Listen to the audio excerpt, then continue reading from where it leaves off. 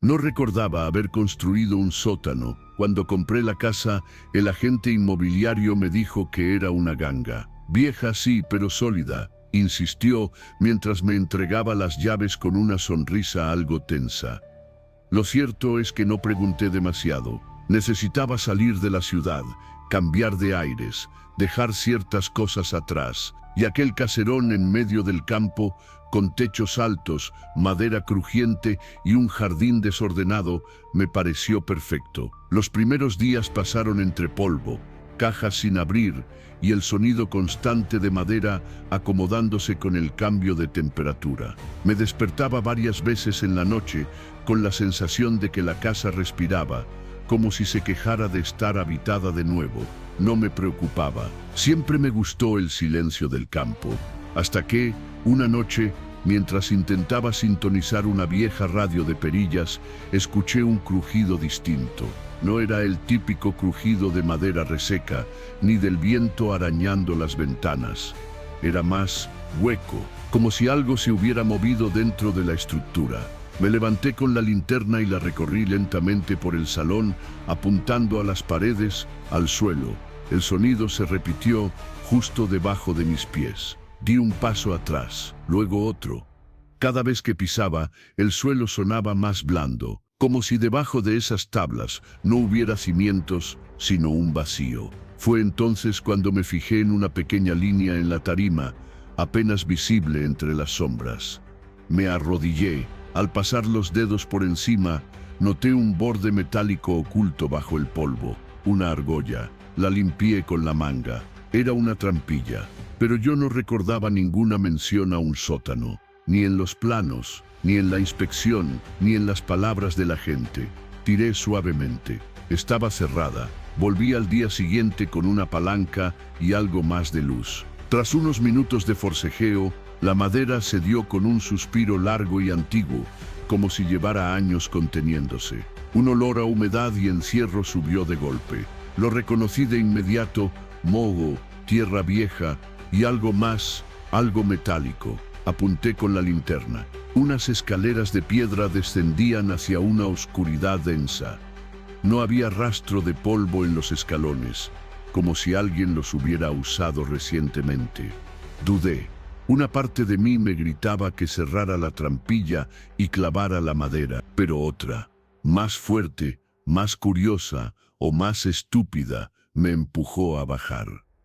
El aire se volvía más frío a cada peldaño. Empecé a notar la presión en los oídos, como si estuviera descendiendo demasiado profundo para estar en una simple casa de campo. El haz de luz apenas alcanzaba las paredes. Eran de piedra húmeda, cubiertas de marcas. Al principio creí que eran grietas o ramas adheridas al moho, pero no, eran grabados. Inscripciones, algunas hechas con algo afilado.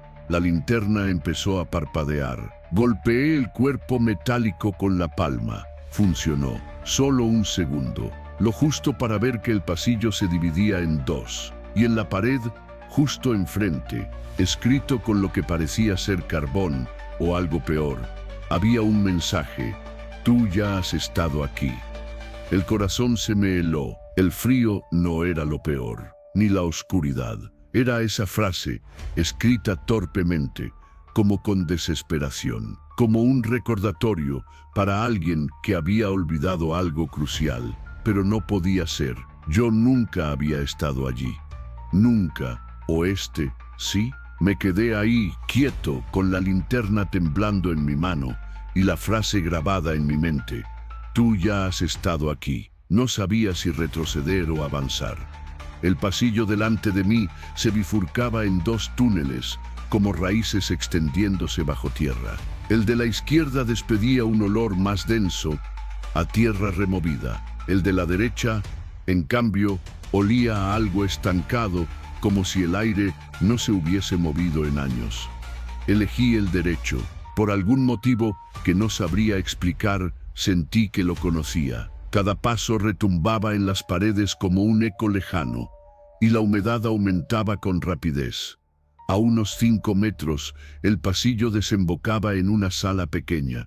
Al entrar, mi linterna iluminó una mesa de metal oxidado, con una silla atornillada al suelo. En la pared del fondo, una vieja grabadora cubierta de polvo. Y en las paredes, fotos, docenas de fotos clavadas con chinchetas oxidadas. Todas eran en blanco y negro y mostraban habitaciones, pasillos, ventanas desde dentro. Algunas eran claramente de esta misma casa, otras no. Pero todas tenían algo en común. En alguna esquina, a veces en la sombra, otras casi en primer plano, aparecía una figura, un hombre de espaldas, alto, delgado, a veces borroso, a veces muy claro, pero siempre ahí, en cada una. Me acerqué con el corazón golpeando las costillas, pasé la linterna por cada imagen, tratando de entender, de buscar un patrón. Entonces llegué a la última foto, justo en el centro del muro. Era mi cocina, tal como está ahora. La cafetera rota sobre la encimera, la silla ladeada, la mancha de humedad en la pared. Y en la ventana, ahí estaba él, el mismo hombre, de espaldas, mirando hacia adentro. Un sudor helado me recorrió la espalda. Sentí el impulso urgente de correr, de escapar de esa sala y no mirar atrás. Pero justo cuando me di la vuelta, la grabadora en la mesa se encendió sola. Clic, un zumbido suave. Y luego una voz: te lo advertimos, no vuelvas a bajar. Reconocí esa voz. Era la mía. Sentí las piernas fallarme. Me apoyé en la pared para no caer. No podía respirar bien. ¿Cuándo grabé eso? ¿Por qué no lo recordaba? No tenía sentido. Busqué en el suelo, tratando de entender. Había marcas, zarpazos, rascadas en la piedra, como si algo o alguien hubiera intentado salir de esa sala, y entonces lo noté. Un susurro, apenas audible, como si viniera desde dentro de mi propio cráneo. Sigue bajando. Volví al pasillo, tropezando con mis propios pasos. Las paredes se sentían más estrechas, más cerca de mí. La linterna volvió a parpadear. Esta vez no respondió al golpe. Se apagó. Oscuridad total. Sentí algo rozarme el brazo. Me pegué contra la pared, jadeando. Nada. Solo silencio. Oeste casi. Porque empecé a oír pasos, lentos, pesados, desde el túnel de la izquierda. Y aunque no veía nada, lo supe. No venían hacia mí. Iban subiendo, subiendo por las escaleras, hacia la casa, hacia la casa, hacia la puerta que yo había dejado a B y RTA.NO. Pensé. Subí las escaleras a oscuras, tropezando con los bordes irregulares, arañándome los brazos con la piedra húmeda. Sentía la presencia delante de mí, moviéndose con lentitud, como si disfrutara cada peldaño. Cuando por fin llegué al salón, la trampilla estaba abierta. La casa, en silencio absoluto. Cerré con fuerza. Coloqué muebles encima, como si con eso pudiera contener lo que fuera que había salido. Me apoyé contra la puerta, temblando. Trataba de convencerme de que todo era una alucinación. Tal vez gases subterráneos, tal vez cansancio, estrés. Pero entonces vi las pisadas, huella tras huella de barro oscuro, cruzando el suelo de madera, dirigiéndose hacia el pasillo. Y en la pared del salón, donde antes colgaba un viejo reloj de péndulo, alguien o algo había escrito con letras largas y torcidas: no debiste olvidar. Ahí supe que no estaba loco, porque esa letra era la misma que la de mi madre. Ella había muerto hacía años. Eso creía, pero esa era su letra, y ese mensaje iba dirigido a mí. Seguí las huellas hasta una puerta que daba al desván. Al abrirla, el olor me golpeó como un muro invisible. Podredumbre, encierro y algo familiar. Subí lentamente. Cada peldaño crujía bajo mi peso, como si el tiempo se resistiera a dejarme avanzar. Cuando llegué arriba, la linterna volvió a encenderse por un momento, lo justo para iluminar un rincón, y ahí estaba, un bulto cubierto con una lona ennegrecida. La levanté. Era un cuerpo, o lo que quedaba de él, seco, piel pegada al hueso, ropa vieja, deshilachada, una cadena oxidada en el tobillo, como si lo hubieran mantenido ahí durante años, y en el cuello, Una medalla. La reconocí. Era la medalla de mi hermano mayor. Pero él murió en un accidente cuando yo tenía 6 años. Eso me dijeron. Cerré los ojos. Imágenes fragmentadas cruzaron mi mente. Una discusión. Mi madre llorando. Mi padre golpeando la mesa. Una puerta que se cerraba con llave desde fuera. Unos gritos ahogados en el desván. Me tambaleé hacia atrás. Había un cajón a un lado. Lo abrí. Dentro una pila de cartas nunca enviadas, todas dirigidas a mí, firmadas por él. La primera decía: no sé por qué mamá me encerró aquí, pero creo que papá sabe algo. Estoy asustado. Seguí leyendo. Cada carta se volvía más desesperada, más rota. La última: si lees esto, por favor, no bajes al sótano. Él está abajo. Yo solo era el cebo. Entonces oí el ruido. Una silla arrastrándose en la cocina. Corrí escaleras abajo y lo vi, sentado a la mesa. El hombre de las fotos, pero esta vez no estaba de espaldas. Me miraba directamente. Su cara no era exactamente la mía, pero se le parecía demasiado, como una versión gastada, deformada. Los ojos hundidos, la piel grisácea, las manos llenas de tierra. Sonrió. Sabía que volverías, dijo, con mi voz. Yo retrocedí, tropezando con la pared. ¿Quién eres?, le grité. Él se levantó lentamente. Soy lo que enterraste, lo que intentaste olvidar, lo que tu familia construyó para ocultar la vergüenza. No entiendo. Él se inclinó hacia mí. No recordabas el sótano, porque no querías recordar lo que pasó allí abajo. Un golpe seco resonó en el techo, luego otro. Pasos en el desván. Ya vienen todos, susurró él. Por fin has abierto la puerta. Y entonces se encendieron todas las luces de la casa, a la vez. Pero yo no las había conectado. La instalación eléctrica ni siquiera estaba terminada. Las bombillas chispeaban. Una a una fueron explotando, hasta que quedamos en tinieblas. Y del pasillo comenzaron a salir voces. Voces que no escuchaba desde niño. Voces que la casa había enterrado con él. Las voces se acercaban. Una mezcla imposible de tonos, infantiles, roncos, susurrantes.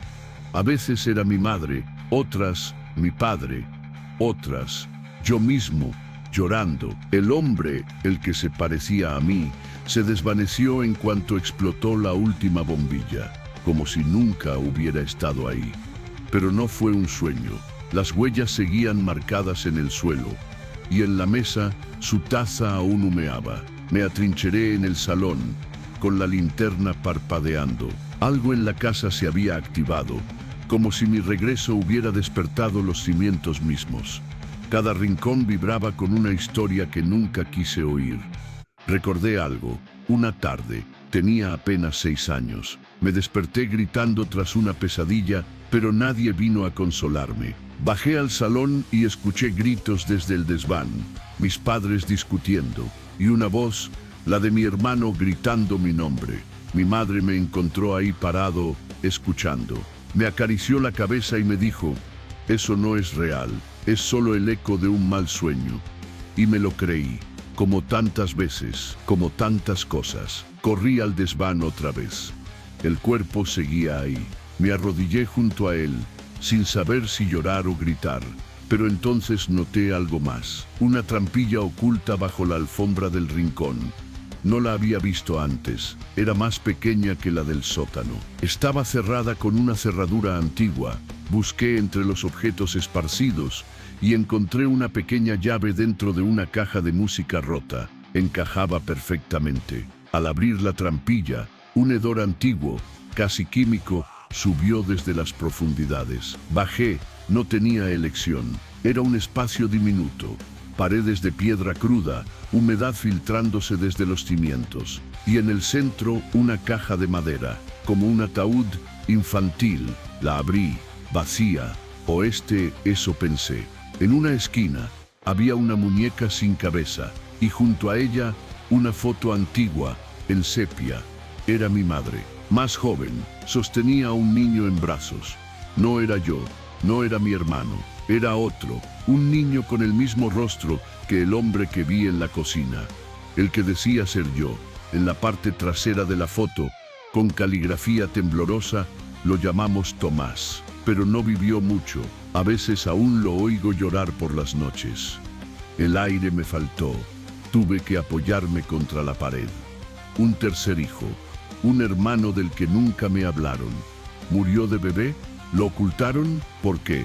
Un ruido me sacó del shock, el chillido de una bisagra.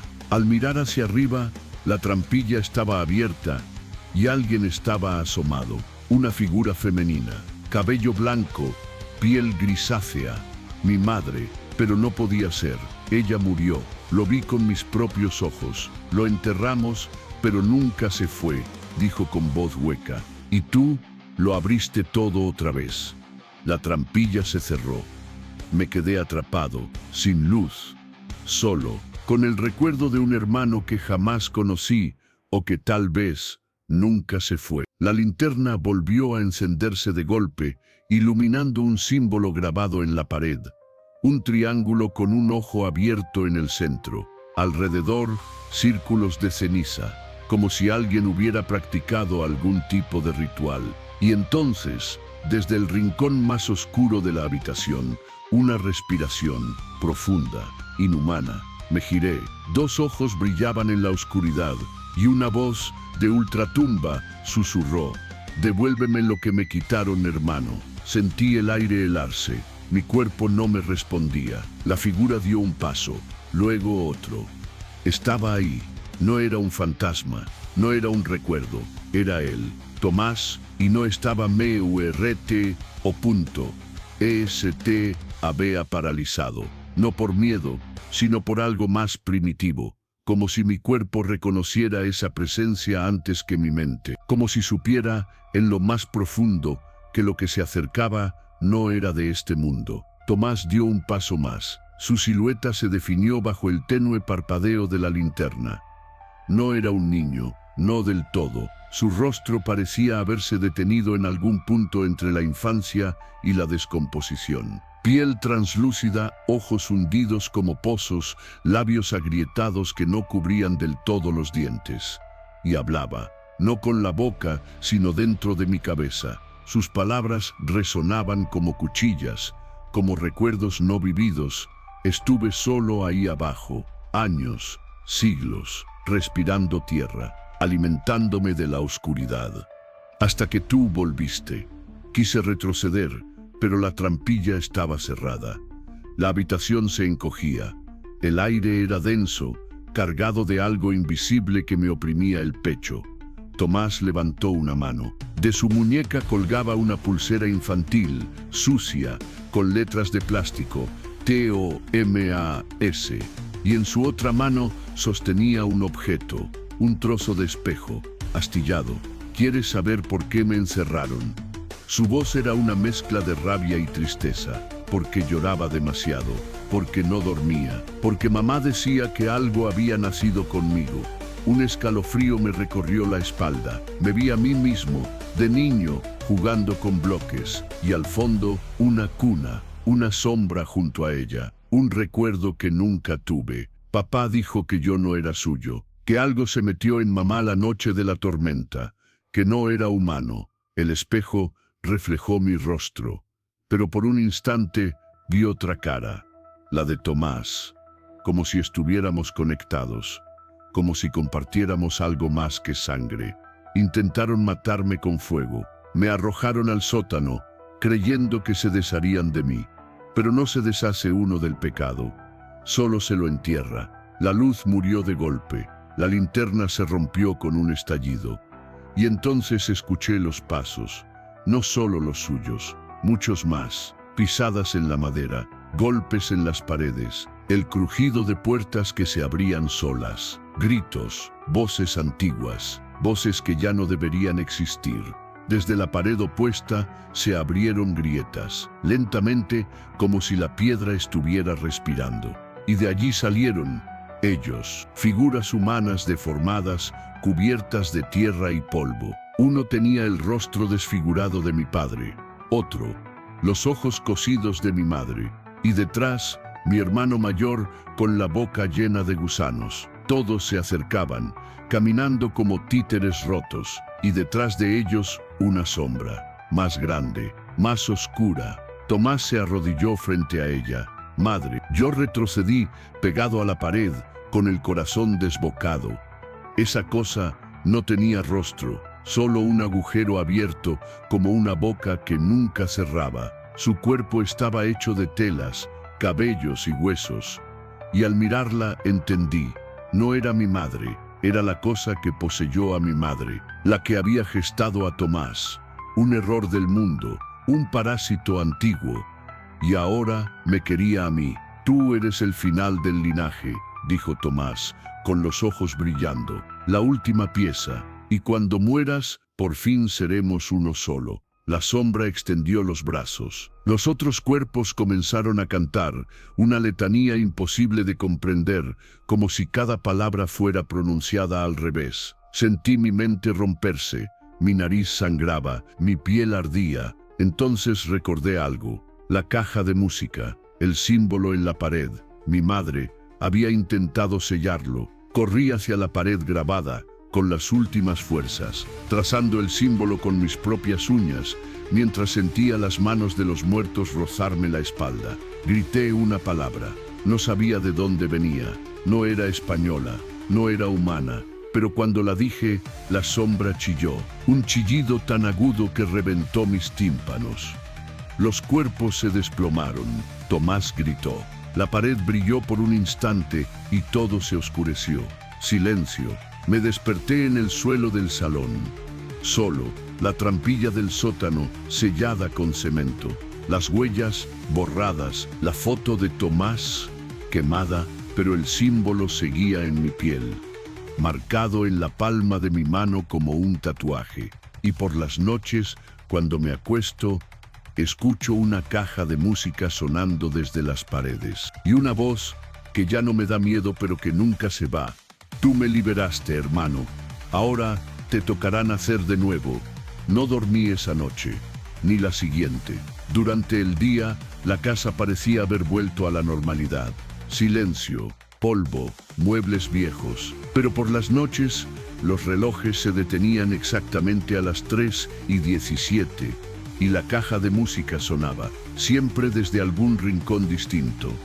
Probé destruirla, buscarla, encender todas las luces, dormir en el coche. Nada servía. Siempre volvía a despertarme en el salón, en el suelo, con esa melodía repitiéndose como una nana venenosa. Empecé a tener visiones, no sueños, recuerdos que no eran míos. Un bosque, un claro, un círculo de mujeres con túnicas negras, un cuerpo desnudo sobre una piedra, una mujer embarazada llorando, y luego, fuego.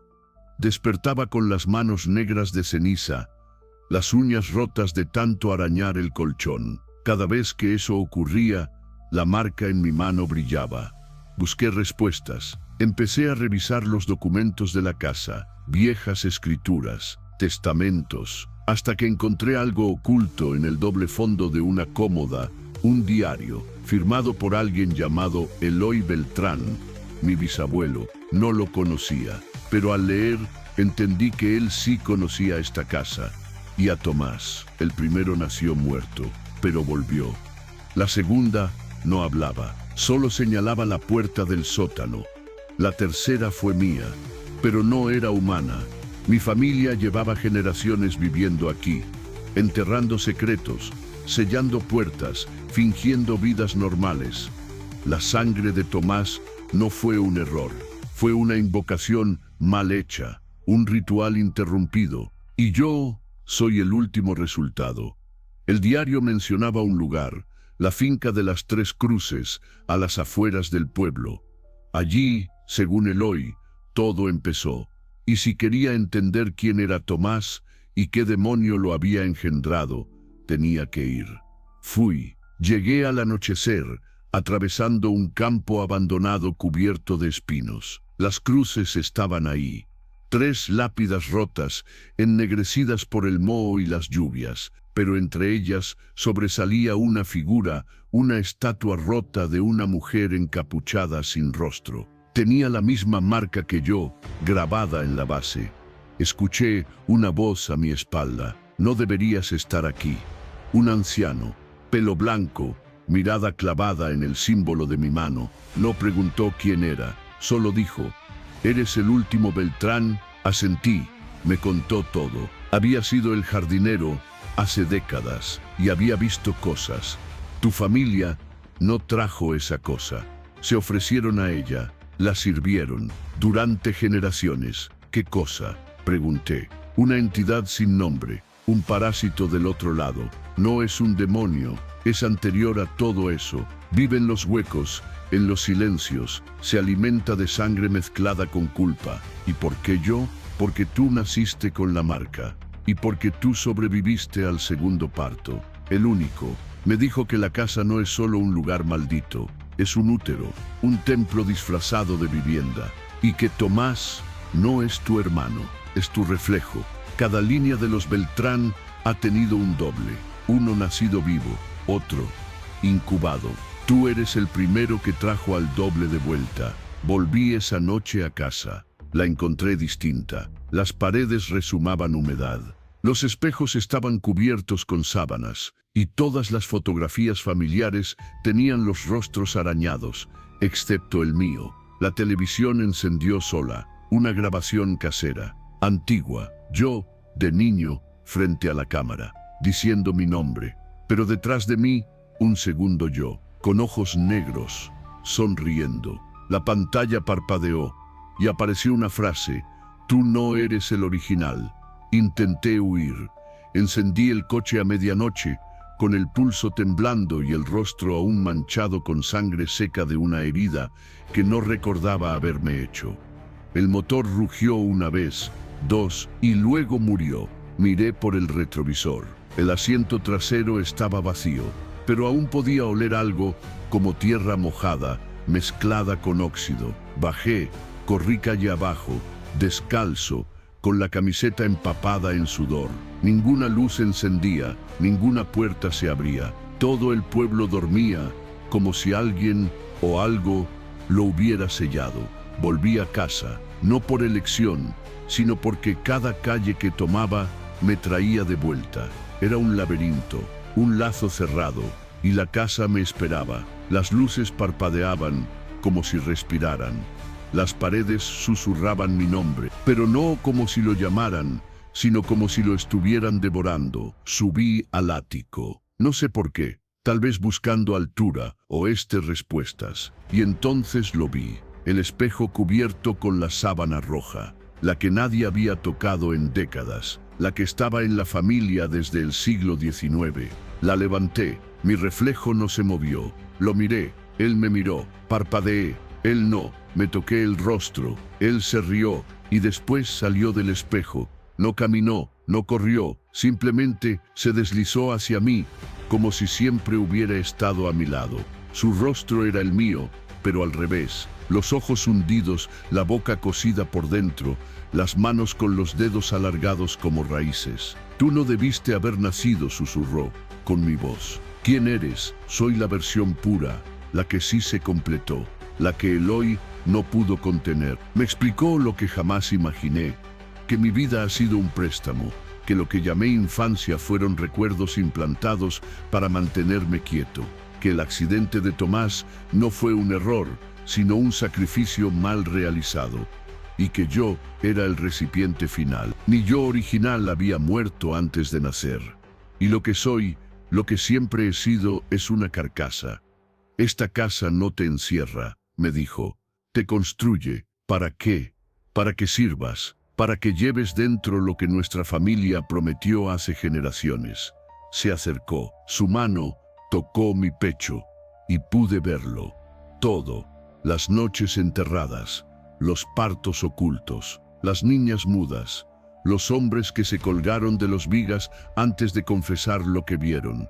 Todo estaba dentro. Yo era la fosa común de los Beltrán. «Mañana se abrirá la grieta», dijo, «y tú estarás listo». Desperté, otra vez en el suelo del salón, pero esta vez con tierra fresca en las uñas, y el suelo del pasillo agrietado. Respirando, la televisión volvió a encenderse. Esta vez, imágenes en directo. Yo, de pie, dormido, frente a la puerta del sótano. Alguien me grababa desde atrás, y lentamente una figura oscura salía de mi espalda. Un segundo yo, ya no sonriente, ahora con los ojos abiertos de par en par y la boca susurrando algo. Mañana todos recordarán tu verdadero nombre. No dormí, no comí, no hablé, solo esperé. El día marcado, 13 de noviembre, 3:17 a.m. Sabía que algo iba a romperse esa noche. El aire ya no olía a polvo, sino a carne envejecida. El suelo estaba más blando, como si algo se moviese bajo la madera. Fui al sótano, no porque quisiera, sino porque mi cuerpo se movía solo. No bajaba, descendía, como si los peldaños me tragaran. Al llegar al fondo, el silencio gritaba. Todo estaba cubierto de símbolos, dibujos en las paredes, con lo que parecía alquitrán o sangre seca. En el centro, la caja de música, rota, abierta, vacía, y frente a ella, la figura, mi otro yo. Ya no una copia, ahora un eco más oscuro, más completo, con una sonrisa como cortada con bisturí. ¿Sabes por qué estás aquí?, dijo. Para acabarlo, respondí. Él negó, lentamente. Estás aquí para recordar. Extendió su mano, y al tocarme, todo volvió. No como recuerdos, sino como presencias. Sentí a Tomás gritar. Vi a mi madre temblar en el baño mientras algo dentro de ella susurraba canciones de cuna. Oí a mi abuelo rezar en latín mientras alguien le raspaba desde el armario. Vi generaciones enteras sirviendo a esa entidad sin nombre, creyendo que sellaban una maldición, cuando en realidad la alimentaban. Y entonces supe, yo era la ofrenda final, el cuerpo perfecto, nacido bajo el eclipse, el recipiente completo. No era el último Beltrán, era el primero de algo nuevo. La casa comenzó a temblar. Las paredes sangraban, la madera se agrietaba con alaridos, y del suelo surgió la raíz, una columna negra viva que subía y latía como un corazón enfermo. Todo lo que la familia había contenido por siglos estaba naciendo, no como monstruo, sino como mí. Me miré las manos, eran más largas, más huesudas, negras por dentro. Mi rostro se había borrado en los espejos. No era yo, era todos ellos.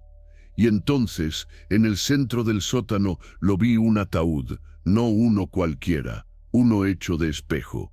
Me acerqué, dentro estaba mi reflejo original, dormido, tranquilo, puro, y sobre el cristal, tallado a cuchillo, un mensaje: nunca fuimos dos, solo fuiste tú, antes y después. Una elección, volver a ser el que fui, o abrazar lo que era ahora. Extendí la mano, el espejo crujió, y me di cuenta que ya no tenía pulso. Era tarde, la casa me había completado.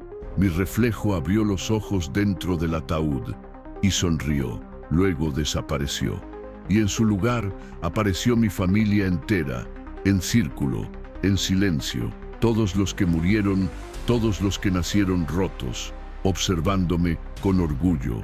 La raíz me envolvió, no dolía, era como volver al vientre, y cuando me absorbió por completo, la casa se derrumbó sin hacer ruido, solo polvo.